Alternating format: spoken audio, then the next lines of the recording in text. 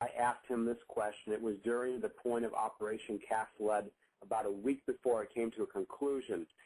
And my question is this: as it pertains to what advice you'd give to AIPAC in Washington, D.C. I know that there's been criticism of AIPAC and that AIPAC has not answered strongly to this administration in Washington, D.C. at this time.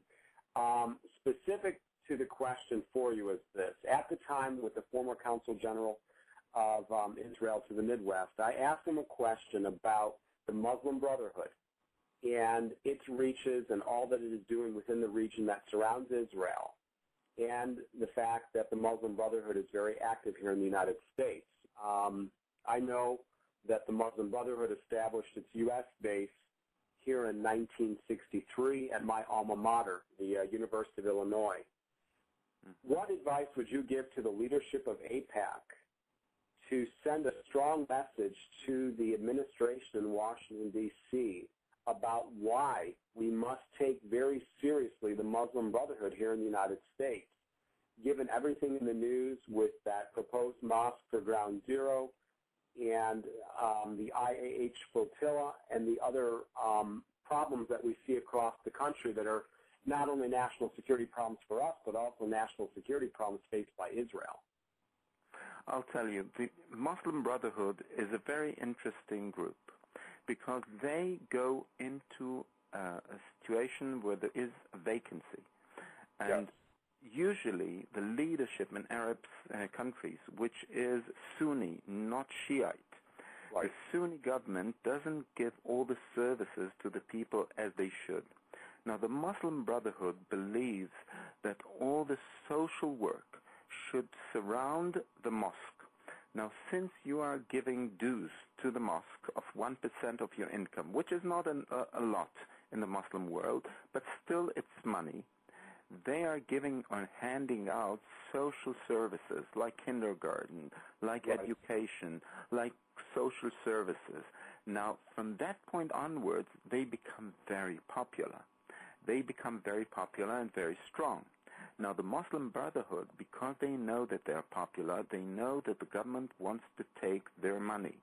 And that's why they, all of them, invented the armed wing which defends the mosque. At one point or the other, that Hamas is a branch of the Muslim Brotherhood. They decided that instead of attacking the regime like the Palestinian Authority, it might be much nicer and much better to attack Israel and to attack the Jews. And that's exactly what they're doing. And since the Muslim Brotherhood is problematic in terms of the fact that they are financing the activities of the Muslim Brotherhood around the world. Now, if we are looking at Egypt for that matter, the Muslim Brotherhood is illegal in Egypt and has been banned.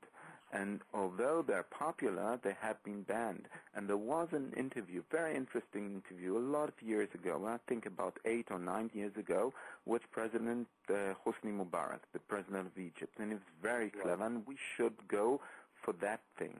And he was asked by Newsweek, why isn't he promoting more democracy in his country? And he said, look, let me play the democracy as I perceive it, which is not a real democracy, it's a play democracy. Because if Egypt would have been democratic, like you would like it to be, then it would not be pro-West. It would not be pro-United States, and we would not have peace with Israel. So let me lead my country as I understand it. We are not ripe and we are not ready for democracy. And that's something that the Western world doesn't understand. President Mubarak is a very clever person, and he knows that the Muslim Brotherhood is a threat. And if we would understand and we would really promote that in the United States and to give them more understanding that this brotherhood is problematic because they are financing all those things that are being dealt in the Middle East and Hamas and all of that, then maybe things would have changed. I don't think that the President of the United States or the regime here in the United States doesn't understand it, but I think that if the public would understand it more thoroughly, then there would be more pressure on the White House to change their view.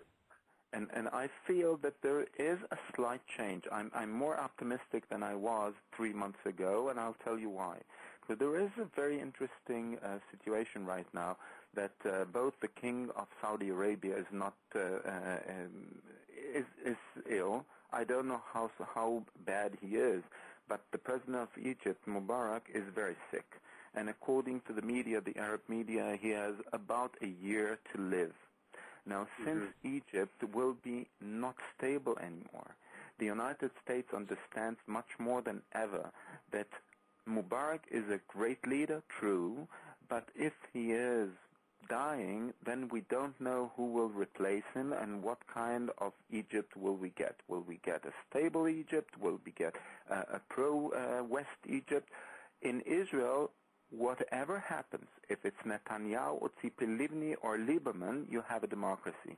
And it doesn't matter what kind of a government you have. And I think that the White House understands a bit more than they did understand about 6 months ago that Israel is an asset because Israel is stable. You can rely on Israel. You know what you get. And even if you don't like Netanyahu for that matter, you have a reliable country, a reliable ally, and this is very important, much more important than having Saudi Arabia in Egypt. And I'm not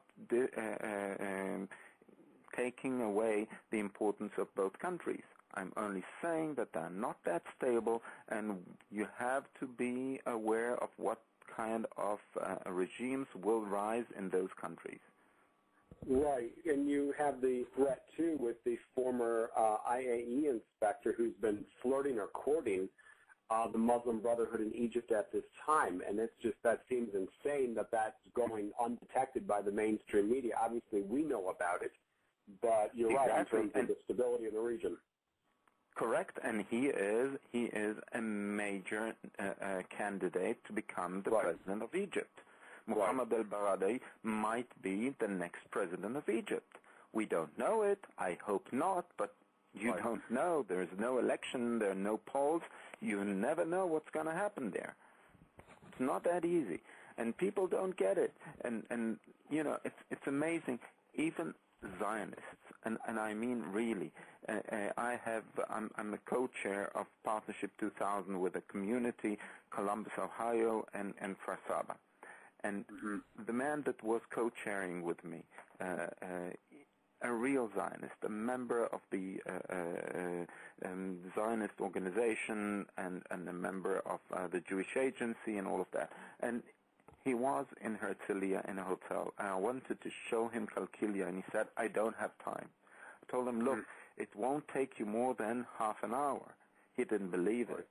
But then we drove, and it was exactly 9 miles. 9 miles. The shoulders of Israel are 9 miles. People don't get it until they see it in the car, and you count the miles. Then you understand that Israel is in deep, deep trouble, and it's not that we are, annoying.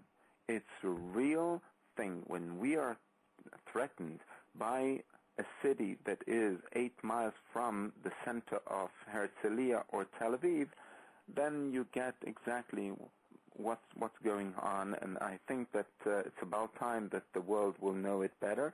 And I don't feel that in the campuses here in the United States, young students, young Jewish students understand it.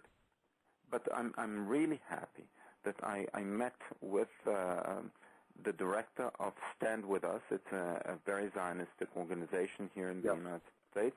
And the director here in the Midwest, we spoke about a week ago, and he told me, look, Dan, I have a new insight in explaining the views to the Jewish community here. And I told him, what do you mean? And he said, look, to be honest, Israel is from the tribe of Judea, and it's true. And he told me, look, when I'm talking to a student, Jewish student, I'm telling him, look, I'm not talking about the Jewish land, I'm talking about the Judean land. And you are a Judean and it's your land. You now decided to live here in the United States, but that is your origin land, and you need to protect it. And I think that he has a right thinking, and I think that he's getting it.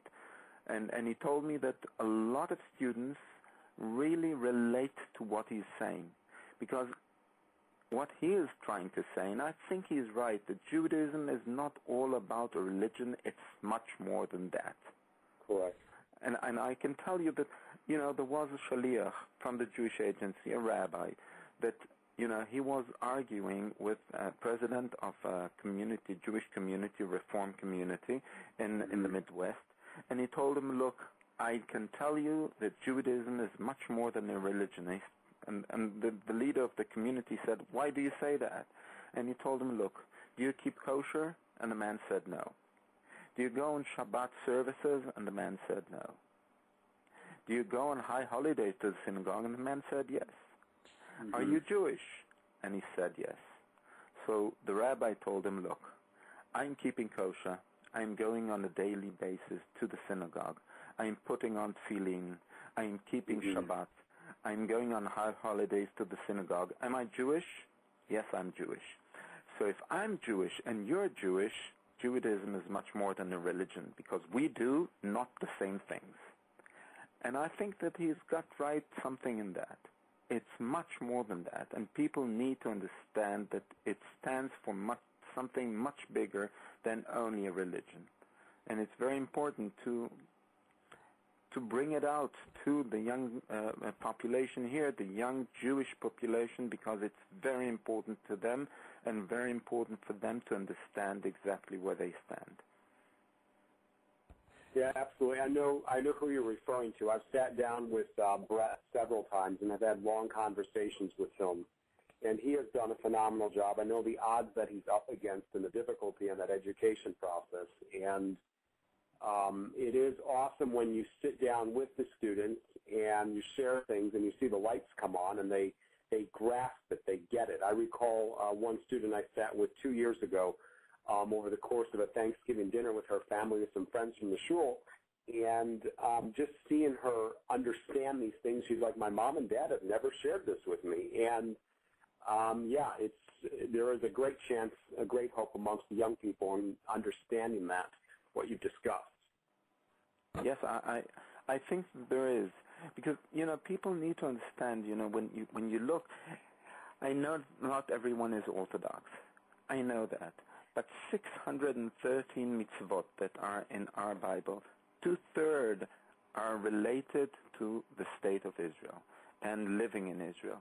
And I think that birthright is so important, because I'm talking to students that come to Israel, and I can tell you that after they finish the 7 days there, they are not the same people. They are not the same people. People come and see that something huge has happened in Israel.